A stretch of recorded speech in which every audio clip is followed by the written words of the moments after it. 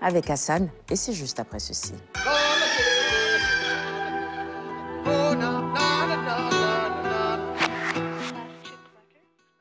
Allez, ce matin dans la chronique e-administration, honneur aux startups, c'est ça? Exactement, exactement. Et cet honneur, donc, c'est une construction qui se fait depuis quand même le lancement du Data Center national de Diamniadio il y a bientôt maintenant 2 ans. Et donc, le laboratoire d'innovation de Sénégal Numérique SA a convié donc, des acteurs, des acteurs du numérique, donc des entreprises, de petites entreprises qu'on appelle les startups dans le langage courant. Et donc, on s'est retrouvés pour essayer de co-construire, c'est-à-dire construire ensemble l'offre du data center spécifiquement dédiée aux startups pour leur permettre en tout cas de survivre, de rester performants. Et donc, j'ai bien dit le mot survivre parce que, comme on le sait, les startups en général, ils sont créés et au bout d'1 an, 2 ans, elles sont fermées malheureusement. Et donc, comment en tout cas le numérique peut les aider, c'est ce qu'on a essayé de voir avec cet atelier-là que je vous propose déjà de suivre à travers les interventions de quelques responsables de start-up qu'on a pu interroger. Vous allez reconnaître quelques visages. Aujourd'hui, en tant que plateforme d'information, nous utilisons beaucoup de données et la plateforme également gère beaucoup de structures, c'est-à-dire d'autres plateformes d'information.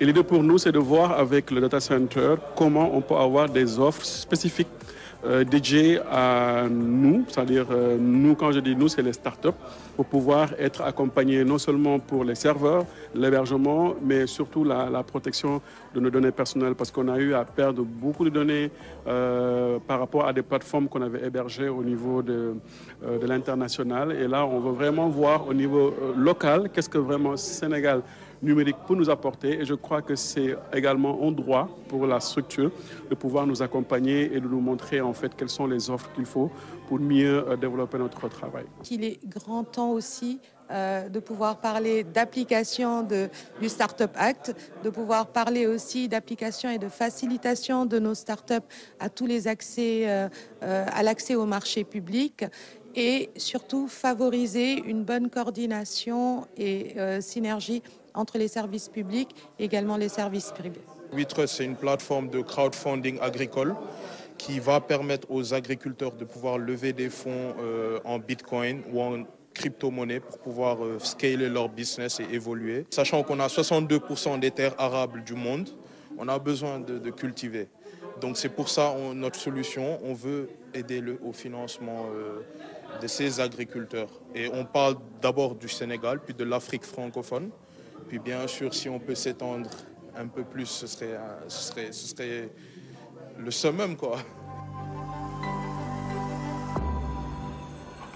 Je me réjouis en tout cas d'être aujourd'hui là avec Senumesa dans le cadre de cet atelier parce qu'il est important aujourd'hui pour avoir une vision stratégique cohérente et surtout inclusive de prendre l'avis des startups et des acteurs que nous sommes. Et je salue cette démarche qui est une démarche qui vise à renforcer déjà la confiance entre l'institution et les acteurs et les utilisateurs de ce magnifique data center.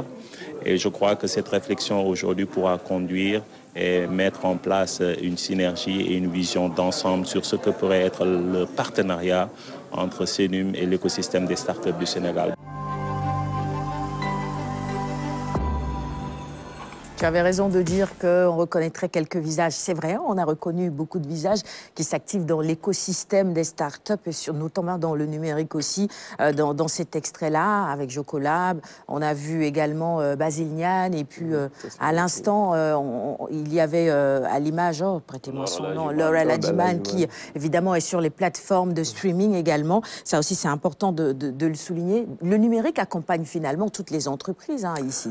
Toutes les entreprises et tous les secteurs. Parce que comme vous avez vu, Lord Aladjiman, il était là-bas en tant que président du comité e-sport, la future fédération des jeux vidéo en fait. Mais on le connaît aussi dans la musique. Je sais qu'il y a une plateforme de streaming, ça s'appelle Jabba, ou je crois que c'est bien ça. Effectivement, il est dans beaucoup de choses.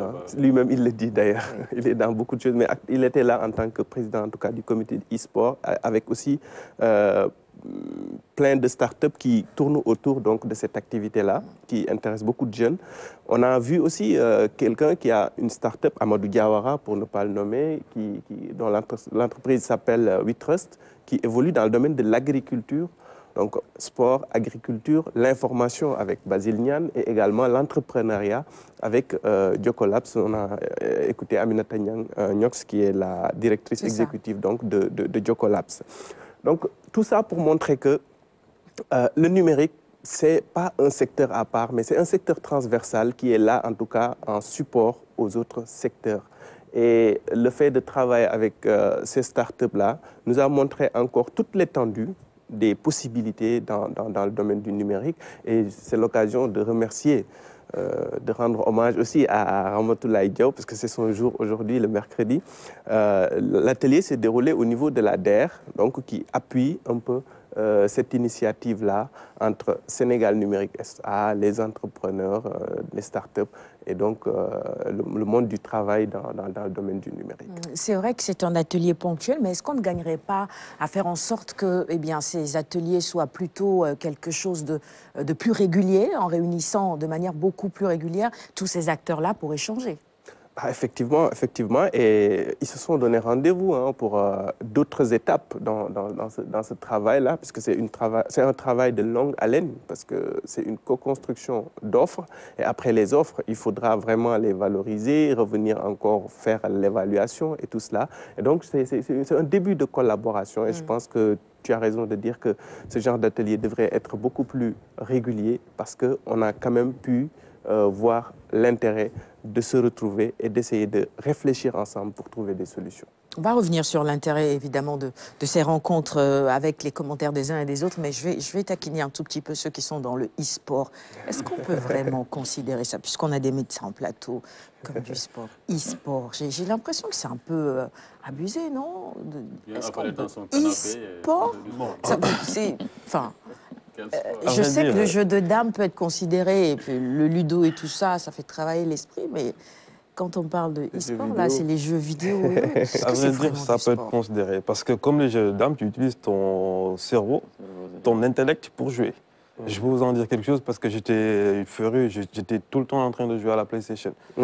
Et des fois, au bout de quelques heures, tu te sens fatigué carrément mentalement. Et oui, mais ça, est-ce que c'est bon pour la santé finalement? Ça veut dire par exemple, la santé oculaire? Non, pas carrément bon pour la santé oculaire. Oui, parce que tu peux rester scotché durant toute une journée devant la télé à la main, en train de jouer. C'est ce qui explique que vous portez des lunettes? Non. Parce que vous avez dit que vous étiez féru. Bon, si vous avez remarqué, généralement, tous les férus de jeux vidéo... Parce que nous autres, non. Voilà, mettre des correcteurs. Et précocement d'ailleurs. Bon, ça ne veut pas dire que Dr Ibrahima Diallo, vous y jouez aussi? Non, pas du tout. Vous avez quand même les lunettes, ça ne justifie pas tout. Effectivement, certainement, c'est lié au travail par rapport aux lunettes. La machine, j'imagine, c'est ça. Mais je pense qu'il est important de voir que, comme on le disait, c'est le primum non nocere. L'essentiel, c'est de ne pas nuire. Même si on utilise les e-sports, c'est-à-dire de le faire avec intelligence. Et les enfants également, il faudra les encadrer. Pouvoir au moins utiliser ces outils-là pour ne pas que ça puisse porter atteinte à leur santé, c'est important. Mais il faut également les encourager parce que ça développe un peu le cerveau, l'intelligence, etc. Mais il ne faut pas quand même en abuser. On voit un peu les conséquences un peu sur la santé, du point de vue neurologique, etc., à long terme. Donc là aussi, il faut prendre en compte cette considération, cela qui est important. Par contre, le sport classique, la gym, on peut en abuser, non? Non? Ou bien là aussi, il y a des contre-indications. Bon, je taquine un peu ceux qui sont dans le e-sport, mais c'est vrai que ça prend de plus en plus d'ampleur, pas seulement au Sénégal, mais dans le monde entier. Et il y a beaucoup d'argent à se faire également là-bas. Il y en a qui gagnent aujourd'hui leur vie grâce à ce sport-là. Si je vous amène ici à El Hadj Mansour Jacques Sagna, c'est le vrai nom de Lord Aladjiman, il vous dira que l'e-sport est vraiment un levier de création d'emplois pour les jeunes, parce que ce sont essentiellement les jeunes qui s'activent dans cette pratique des jeux vidéo. On les appelle des gamers, et il viendra avec des chiffres. Je vais revenir sur je vais revenir sur le e-sport, parce que nous venons d'ailleurs, après cette rencontre, de signer un partenariat avec le Comité national de promotion de l'e-sport, qu'on appelle, parce qu'il est également le président donc, de ce comité-là. Et on a pu quand même voir que l'e-sport, c'est vraiment une potentialité pour les jeunes. Et que ce n'est pas seulement... Ramène le sujet. Affalé dans on est quand même assez sceptique. Ramène le sujet, on est assez sceptique. J'ai hâte de recevoir le président du comité. Hein. Moi aussi. Donc, on a beaucoup de questions pour lui, exactement. Beaucoup de questions. Beaucoup de questions pour lui. Comment considérer cela comme du sport si on sait qu'on ne suit aucunement? Hein? On peut rester dans une chambre, dans son salon climatisé. Et d'ailleurs, la morphologie souvent des adeptes des jeux vidéo, c'est quoi? Hein? On peut ventru. Attention. Il y a toujours des exceptions à la règle. Hein? Non, Aladjouman doit venir ici pour son droit de réponse. Voilà. Attends, Aladjouman précoce. Oui. Myopie précoce. Voilà. Des gens qui ont peu de sociabilité, hein, parce que c'est normal aussi. Tout le temps, vous êtes scotché devant l'écran, dans de propre univers. Pas de réponse. Moi, j'y vois peu d'aspects positifs. Maintenant, libre à lui de venir sur ce plateau. On lui notre